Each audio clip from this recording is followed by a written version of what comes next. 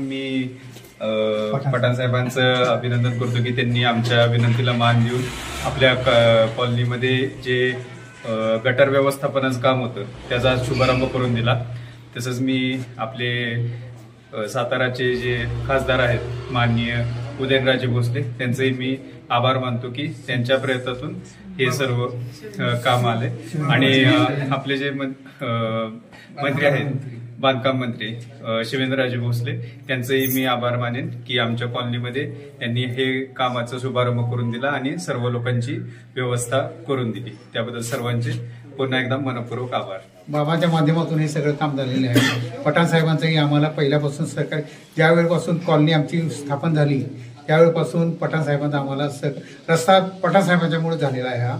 आणि इथून पुढे त्याने आमच्याकडे असंच लक्ष द्यावं आणि आमचं कॉलनीचं सगळं लक्ष पठाण साहेबांच्याकडे असेल असं मी आश्वासन देतो। विलासपूर गोळीबार मधलं एक भाग पायरी पार्क म्हणून श्रीमंत छत्रपती आमदार शिवेंद्रराजे भोसले महाराजांच्या माध्यमातून ह्या आज गटराचं काम शुभारंभ केलं।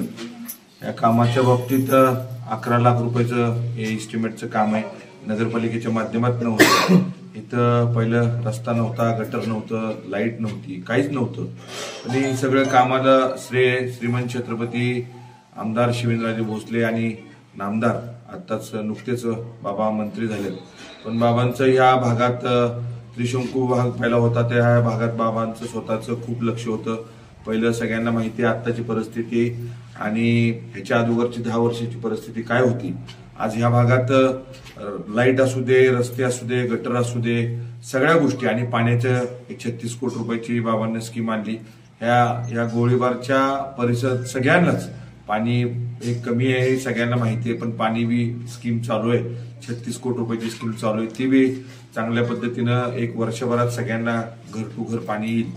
गटराचं काम आता या पायरी पार्कला चालू आहे। सोसायटीतले सर्व मान्यवर, सर्व महिला वर्ग सगळीजण उपस्थित होती। सगळ्यांचं श्रीमंत छत्रपती आमदार शिवेंद्रराजे भोसले मित्रसमूहाच्या वतीनं सगळ्यांचे मी आभार मानतो। आणि आम्हाला तुम्ही काम करायला संधी देताय, असंच तुम्ही आम्हाला काम सांगत राहा। आम्ही करायच्या बाबांच्या माध्यमातून कसं करायचं आणि काय कसं करून घ्यायचं, मी असू दे, पूनमताई, रुपालीताई, आम्ही सगळीजण एकत्र कामाचा पाठपुरावा कसा करायचा हे आम्ही सगळी महिलांच्यात त्या बघत्यात दोघी आणि पुरुषांच्यात मी आणि सगळे माझी बरोबरची असलेली टीम आम्ही सगळीकडे ह्या विलासपूर गोळीबारमध्ये काम करत असतो।